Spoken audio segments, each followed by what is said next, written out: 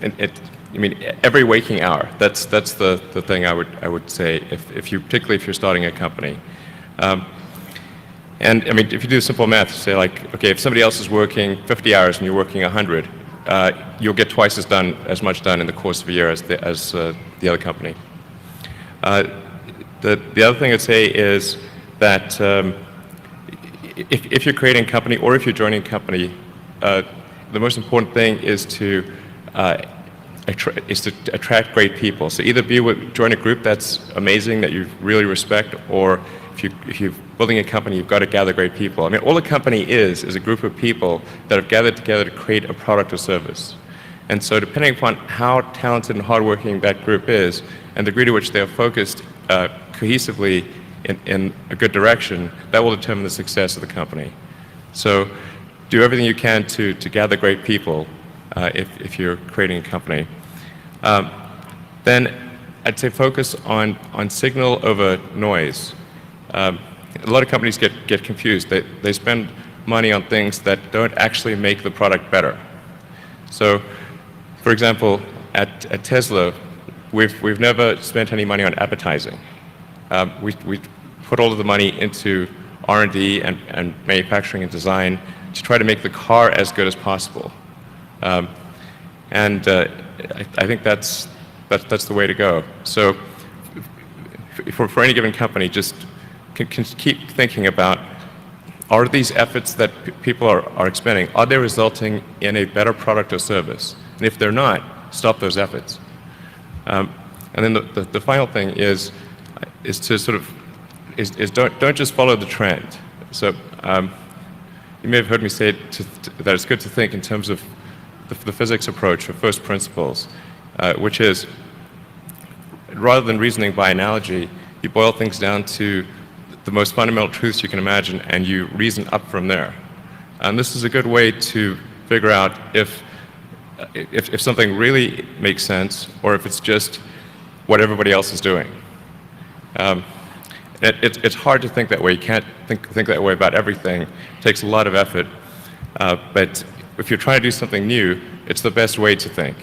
And that framework was developed by physicists to figure out counterintuitive things like quantum mechanics. So it's really a powerful method. Anyway, so that's, and then I think that the final thing I would encourage you to do is, now is the time to take risk. You don't have, you don't have kids. Your obligation. Well, sorry. Probably don't have kids.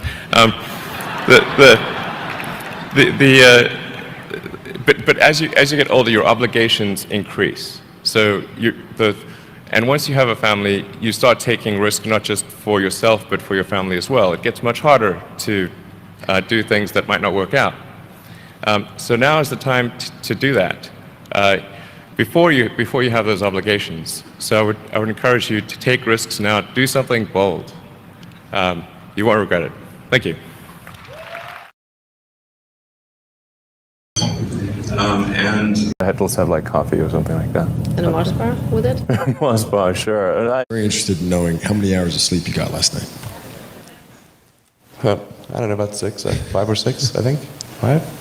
I don't know. I feel like we know part of the answer to this because you were trapped in Westworld for a while. But how? I mean, on a regular day for you, are you sleeping? You're not sleeping a lot, right? Oh, geez, do I look that bad? No. You look great. Oh, but we just imagine with the amount of responsibilities, with the amount of, with what you've got going on, do these problems still keep you up at night, or do you think we're on our way to solving them?